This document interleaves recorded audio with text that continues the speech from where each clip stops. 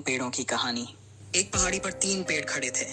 पहला पेड़ बोला, मैं एक सुंदर संदूक बनना चाहता हूँ जिसमें अनमोल खजाने रखे जाएं।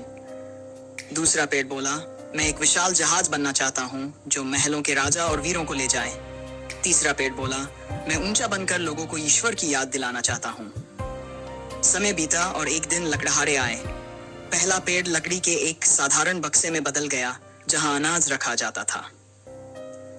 दूसरा पेड़ मछुआरों की नाव बन गया जो छोटी छोटी बस्तियों को जोड़ती थी। तीसरे पेड़ को लकड़ी के टुकड़ों में काटकर एक छोटे से बगीचे में रखा गया। लेकिन जब पहली बक्से में एक माँ अपने नवजात शिशु को सुलाने आई, उस पल पेड़ ने समझा कि उसका सपना सच हो गया है। दूसरी नाव ने एक दिन एक महान यात्री को सुरक्षित पार किया। तीसरे पेड़ के टुकड़ों से बना क्रूस ईश्वर की महानता का प्रतीक बन गया।